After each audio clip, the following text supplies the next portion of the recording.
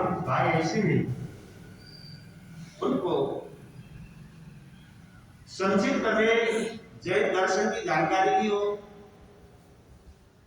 क्योंकि सभी को इतना गहन अध्ययन नहीं होता है, तो रुचि भी नहीं होती है। रुचि हो तो भी सबका उपसम क्षेत्र अलग अलग रहता है। तो थोड़ा सा संक्षिप्त में 25 बोल का थोड़ा थोड़ा थोड़ा सुना दिया जाए तो अच्छा रहेगा। कुछ ऐसा बहनों की तरफ से आवाज आ रही थी उसी संदर्भ में। वैसे तो आप लोग सुन गए हैं, सुना हुआ है, स्वाध्याय भी करते हैं, फिर भी थोड़ी सी उसका एक स्वाध्याय के रूप में थोड़ा सा दोहराएंगे, चर्चा करेंगे। 25 बोल जिसमें अनेक आगमों से, सूत्रों से लेकर के किसी आचार्य ने, किसी ज्ञानी जन ने उसका संकलन किया है। विभिन्न आगम से थोड़ी थोड़ी बात लेकर के एक, जिसको बोला जाता है गागर में सागर, गागर बोला जाता है घड़ा,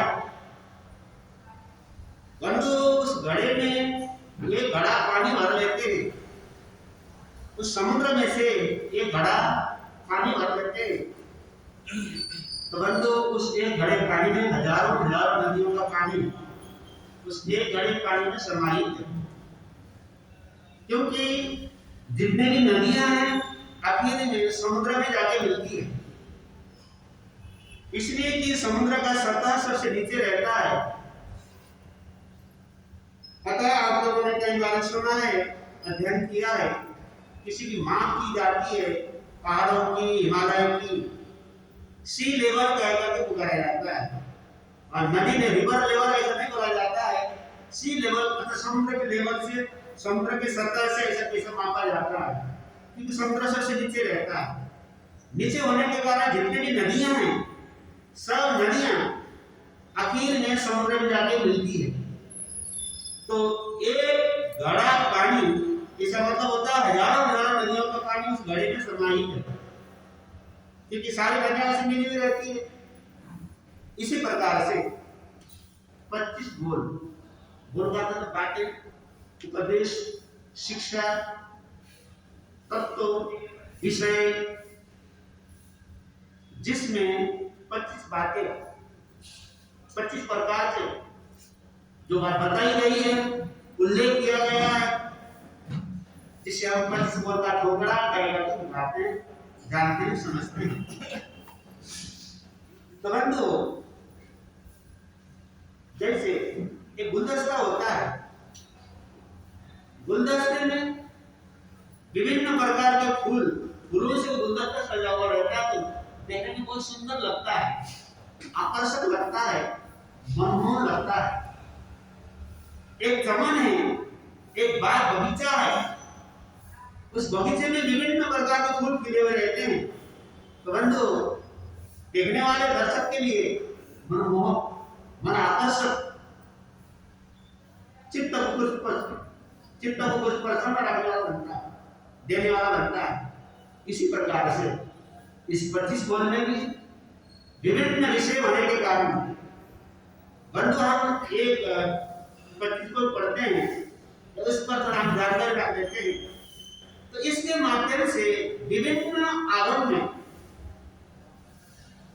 जो विषय बताया गया है उसमें संपूर्ण तो नहीं, आंशिक रूप में उसकी भी क्या हम जानकारी रखने वाले बन जाते हैं, हमको जानकारी हो जाती है।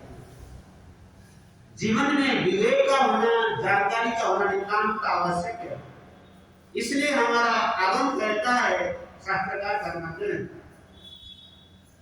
परमो ज्ञानम तव दया, सबसे पहले ज्ञान, फिर बाद में दया से तात्पर्य आचरण, विवेक। तो जीवन में ज्ञान आ जाता है, समझ आ जाती है, विवेक जगता है, जानकारी हो जाती है, पुण्य क्या है, पाप क्या है, क्या करना है, क्या नहीं करना है, कौन से उत्थान के मार्ग में, कौन से पतन के मार्ग में। बंधु, यानी आत्मा, जागरूक आत्मा विवेकवान आत्मा उसका हर आचरण, हर क्रिया संवर और निर्जरा के कारण बन जाते हैं, क्योंकि वो जो भी करता है विवेक से करता है, जो भी करता है यत्न से करता है। क्योंकि जयम जय जयम चिच्चे जयम मासे जयम सय जयम भोजन तो वासन तो पाव कमम बच गई। बंधु भोजन करने में दोष लगता है, भोजन करने में भी पाप का बंधन हो जाता है। भोजन करते हुए दोष नहीं लगता है, भोजन करते हुए भी संवर और निर्जरा हो सकती है। 12 प्रकार के तप बताए गए, उसमें एक तप का नाम है भिक्षा चरी। भिक्षा जाएगा तो भोजन भी करेगा, भोजन भी करेगा। यदि साधक विवेक है, संयम है, त्याग की प्रवृत्ति है, आत्मा भाव है, आत्मा जागरण की प्रवृत्ति है, परंतु भोजन करते हुए तपस्वी है। दूसरी ओर एक व्यक्ति भोजन तो नहीं कर रहा है, भोजन न करते हुए भी भोजन के प्रति आसक्ति है, उपवास लेके बैठा हुआ है, केला लेके बैठा हुआ है, भूख तो लगती है, क्योंकि शरीर तो भोजन का कीड़ा है, भोजन से शरीर का भरण पोषण होता है। तब भूख तो लगती है, तो हमेशा भोजन को याद करता है, पुरानी बात याद करता है, कहाँ गया था, कहाँ घूमने के लिए गया था, कौन होटल में रुका था, क्या खाया था, क्या देखा था, कौन खाना पार्टी में गया था, ये सारी दुनिया का चित्र उस दिमाग में उठता है। लेके क्या बैठा हुआ, केला लेके बैठा हुआ है, हमेशा भोजन को याद करता रहता है। बंधु तपस्या करते हुए भी वास्तव में तपस्वी नहीं है। भले वो पुण्य का कारण बने, भूखा रह रहा है, जब भले पुण्य वाले, भले अकाम निर्जरा हो जाए, अकाम निर्जरा से पुण्य बंद हो जाता है, भले अकाम निर्जरा हो जाए, पर सकाम निर्जरा अर्थात जिसे आत्मा की शुद्धि होनी चाहिए, गुणों का विकास होना चाहिए, आत्मा का पोषण होना चाहिए, आत्मा का पोषण नहीं हो पाता है। इसलिए पहले ज्ञान, बाद में आचरण। बिना ज्ञान का आचरण अंधे की दौड़ है। एक अंधा, एक सूरदास दौड़ता रहा है, तो दिखाई नहीं देता है कहाँ दौड़ रहा है, क्यों दौड़ रहा है, दौड़ने का लक्ष्य क्या है, कहाँ जाना चाहता है, उसका उद्देश्य क्या है, नहीं मालूम, मात्र दौड़ रहा है। बंधु मात्र दौड़ने से मंजिल नहीं मिलती है, रास्ता भी सही चाहिए। रास्ता ही गलत है, रास्ता गलत है, आचरण है, पर रास्ता गलत है, चल रहा है पर रास्ता सही नहीं है। बंधु मात्र चलने से मंजिल नहीं मिलती है, रास्ता भी सही चाहिए। सोचा मुंबई जाना है, सोचा पुणे जाना है, क्योंकि पुणे मुंबई का रूट कोई एक ही लगभग, सोचा पुणे जाना है, मुंबई जाना है, गाड़ी में बैठ गया, लखनऊ गोरखपुर कानपुर की गाड़ी में बैठ गया, मतलब कहाँ आएगा लखनऊ, तो कहाँ आएगा पुणे, कहाँ आएगा मुंबई, तो दक्षिण की ओर मुंह करना चाहिए। तो उसको उधर जाना हो, उसका मुंह दक्षिण की ओर हो। तो बंधु या जो गाड़ी दक्षिण की ओर जाती है, जैसे के एक्सप्रेस आती है, गोवा एक्सप्रेस आती है, और आप लोग जानते हैं, जो मैंने सुना मोटे तौर पर कोई नाम ले रहा हूँ मैं, ऐसे यह है, उस गाड़ी में बैठता तो उसको क्या मुंबई और पुणे मिलने वाला था, अन्यथा कानपुर लखनऊ गोरखपुर की गाड़ी में बैठने से पुणे मुंबई नहीं मिलने वाले। बस इसी प्रकार से दौड़ लगा रहा है, पर रास्ता नहीं मालूम, मंजिल नहीं मालूम। एक बार क्या हुआ, कुछ दोस्त था, गर्मी का मौसम था, सोचा चलो नौका विहार करते हैं। नाका विहार तथा नाम में पानी में नौका विहार करते हैं, नौका का सैर करते हैं। इसके लिए उन्होंने क्या किया, संडे का समय था, रात्रि हो गई थी, नौका में बैठ गए। और उनके हाथ में जो चप्पू बोलते हैं शायद, उनके हाथ में चप्पू भी है, और चप्पू लेकर के नौका को घुमा रहे हैं, दौड़ा रहे हैं, सोचा बहुत कुछ पार कर दिया है, बहुत दूर चले गए, नौका को सतत दौड़ा रहे हैं, तेज से भगा रहे हैं। उन्होंने कुछ किया हुआ था, उन्होंने नशा किया हुआ था, नशा किया हुआ था, नशा कर करके नौका में बैठ गए, नौका को भगा रहे हैं, सोचा बहुत दूर पार कर दिया, बहुत दूर चले गए। सवेरे उठ के देखा तो नौका तो वहीं खड़ी है, जहां थे वहीं खड़ी है, एक कदम आगे नहीं बढ़ी, जहां थी वहीं पड़ी है। सोचा नौका को इतना भगाया, इतना दौड़ाया, लेकिन नौका आगे क्यों नहीं बढ़ी? तो देखा तो बंधु क्या है, नौके को हमेशा रस्सी से बांधा जाता है, पानी में नाव बढ़े, इधर नाविक क्या करता है, नौका को रस्सी के साथ बांध दिया जाता है, खूंटे से या पेड़ से किसी से भी बांध देता है ताकि नौका सुरक्षित रहे। परंतु देखा तो नौका तो क्या रस्सी के साथ बंधी हुई है, जहां बंधी हुई वहीं बंधी हुई थी, मात्र वो एक अमुक सीमित एरिया पर क्या नौका घूम रही थी। बंधु कहने का आशय यह है इसी प्रकार से, क्योंकि उन्होंने नशा किया हुआ था, कि बेभान थे, कि मूर्छित अवस्था में थे, नाव को दौड़ा तो लिया उन्होंने, पर नाव की गति थोड़ी सी भी आगे न हो पाई। बंधु इसी प्रकार से मोह का नशा, अज्ञान का अंधकार, राग द्वेष का नशा, विषय कषाय का नशा आत्मा को इतना बेभान कर देता है। व्यक्ति सोच रहा है मैं बहुत कुछ कर लिया, मैं बहुत कुछ आगे बढ़ गया हूँ, पर बंधु तो मोह का फंदा है, मोह की रस्सी है, मिथ्यात्व की जो रस्सी है, अधर्म की जो रस्सी है, अविवेक की रस्सी है, उसको खोला नहीं है। न खोलने के कारण इतना भागदौड़ करने पर भी, इतना संकुल बचाने पर भी, इतना मेहनत करने पर भी बंधु जहां है वहीं पड़ा रहता है। इसलिए ज्ञानीजन महापुरुष संदेश दे रहे हैं, जीवन में विवेक का होना नितांत आवश्यक है। विवेक जगे हमको वस्तु स्थिति के बारे में जानकारी हो, हमको तत्वों के बारे में जानकारी हो, हमको वितराग दर्शन के बारे में जानकारी हो, जिससे कि हम स्वयं को भी समझ सकें, समझ करके विवेक रखें, यत्न रखें, जिससे कि आत्मा में परम न हो, आश्रम न हो, बंध न हो। आशय यह है 25 बोल, जिसमें 25 बातें अर्थात 25 प्रकार से, 25 ढंग से महापुरुषों ने बात को रखी हुई है। तो हम 25 बोल के टुकड़े में डाल लेते हैं। जीवों की संख्या अनंत है, उन अनंत जीवों को नाम गिन सकते हैं, न ही हम उनको क्या है, उनको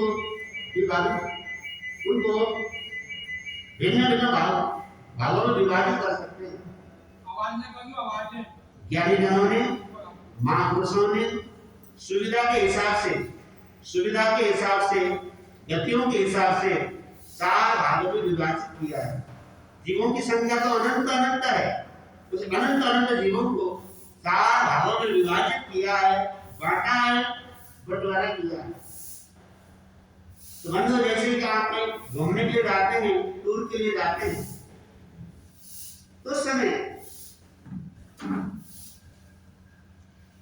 10-10 के नोट, 20-20 और 20-50 के नोट, ऐसे नोट लेकर आप नहीं जाते हैं।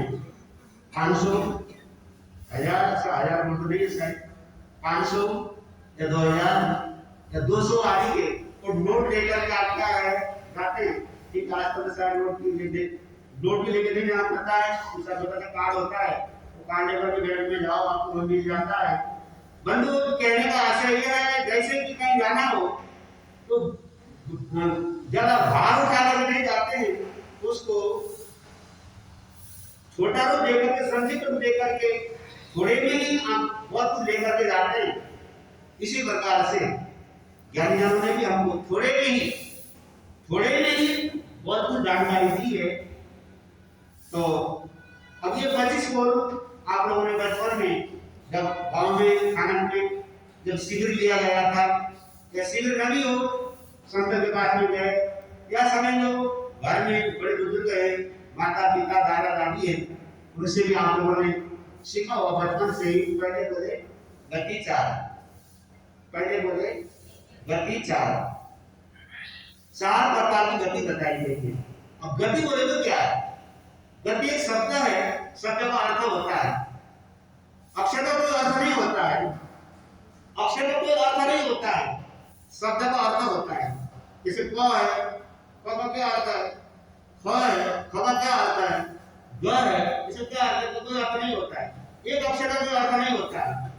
दो या दो से अधिक अक्षर मिलने पर शब्द बनता है, शब्द का अर्थ होता है। दो या दो से अधिक अक्षर मिलने के बाद में शब्द बनता है, शब्द का अर्थ होता है। गति एक शब्द है, उसका अपना एक अर्थ है। गति का अर्थ होता है चलना, गति का अर्थ होता है गमन करना, गति का अर्थ होता है हलन चलन करना। बंदे गति शब्द हम जीवन में हर व्यवहार में गति शब्द आता है। जैसे कि आप गाड़ी चला रहे हैं, आगे लिखा हुआ रहता है गति धीमी करो, गाड़ी की गति धीमी करो, गति का मतलब चाल, स्पीड। बंधु, तो यहाँ पर गति का अर्थ क्या हुआ? चाल। इस शब्द का अर्थ बता रहा हूं, पर जो यहाँ पर जो चार प्रकार की गति बताई गई है, यहाँ पर गति का अर्थ क्या है? मुझे बता रहे उसका वाक्य समझ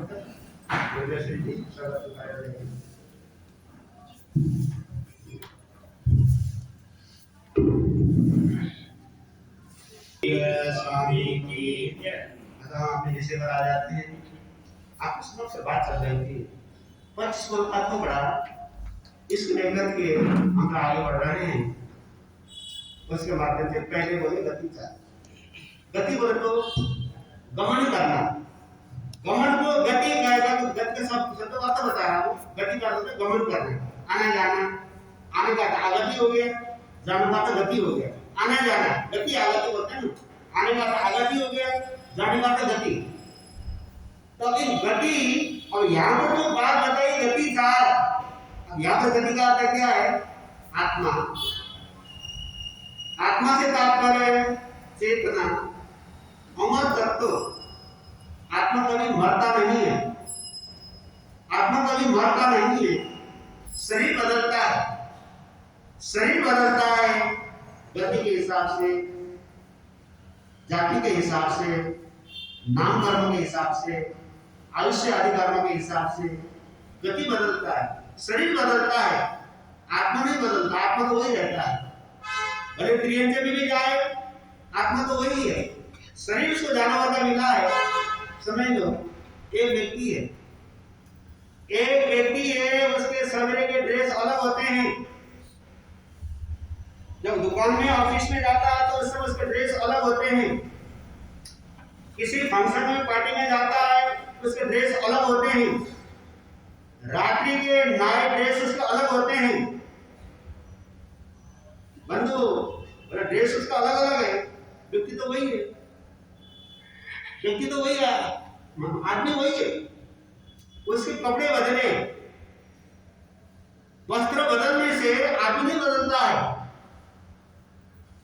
बंधु, इसी प्रकार से आत्मा नाम कर्म के हिसाब से, आयुष्य कर्म के हिसाब से, गति जाति के हिसाब से, भले वो किसी भी गति में जाएगा, भले देव गति में गया या त्रियंज गति में गया या नरक में भी गया, उस गति में गया तो उसको वहां पर शरीर मिलेगा, पर आत्मा वही रहेगी, आत्मा नहीं बदलती है। जैसे वस्त्र बदलने से व्यक्ति नहीं बदलता है, वस्त्र बदलने से व्यक्ति नहीं बदलता है, इसी प्रकार से बंधु गतियों को बदलने से आत्मा नहीं बदलती है। ठीक है, आत्मा थोड़ा सा भारी हो सकती है, मलिन हो सकती है, या समझ लो अच्छी गति में तो थोड़ा शुद्ध हो सकता है, हल्का हो सकता है, पर आत्मा तो वही है। तो बंधु बात चल रही थी गति चार। सबसे पहली गति है नरक। नरक गति बोले तो क्या है? न और का अनेन इति नरक। नरक शब्द का अर्थ बता रहा हूं, बोलते सूरज। और का अर्थ तो सूरज होता है। सूरज के विभिन्न नाम है, दिनकर है, भानु है, रवि है, भास्कर है, और नाम है। इसी प्रकार से एक नाम अर्क है, अर्क न अर्क नहीं है, अर्क जहां पर अर्थात नहीं है सूरज जहां पर, नहीं है सूरज का प्रकाश जहां पर। सूरज का काम क्या है? उजला देना, प्रकाश देना, रोशन देना, ज्योति देना, सूरज का काम हुआ है। इसका मतलब वहां पर सूरज नहीं है तो उजला नहीं, प्रकाश नहीं, अंधकार ही अंधकार है। नरक शब्द का अर्थ बता रहा हूं, जब अंधकार ही अंधकार हो, जब अंधकार ही अंधकार हो, उस स्थान को नरक बोला जाता है। सवाल उठ सकता है, सवाल उठ सकता है, क्या अंधकार स्थान को ही यदि नरक बोलेंगे? फलाना गुफा बहुत अंधकार में है, तो गुफा में तो अंधकार छाया हुआ है, तो हम क्या उस गुफा को भी नरक बोलेंगे? बोला नहीं, उस गुफा को तो वहां तो मसाल जला करके, प्रकाश जला करके गुफा को उजला किया जा सकता है।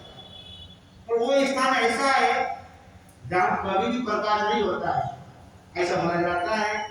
तीर्थंकर के पंच कल्याण होते हैं, श्रवण, जन्म, दीक्षा, केवल ज्ञान और निर्वाण, पंच कल्याण है। तब ऐसा बोला जाता है थोड़ा सा प्रकाश होता है, हल्का सा प्रकाश थोड़ी देर में होता है, ऐसा बोला जाता है। अन्यथा वहां पर अंधकार ही अंधकार हो। ये शब्द का अर्थ बता रहा हूं, उस स्थान को नरक करके पुकारा गया है। दूसरी परिभाषा, जहां पर जीवात्मा शोक पाप कर्म, अशुभ कर्म, बुरे कर्म, भारी कर्म, क्रूर कर्म का फल जहां पर जाकर के भोगता हो, तो इस स्थान को भी नरक करके पुकारा जाता है। आज आप देखेंगे नरक में आत्मा क्यों जाती है, कौन जाता है, किस कारण से जाता है? क्योंकि बिना कारण के कोई कार्य नहीं होता है, बिना कारण के कोई कार्य नहीं होता है। आत्मा नरक में क्यों जाती होगी, उसकी चर्चा हम समय हम करेंगे। आगे बोले भगवान महावीर स्वामी की जय।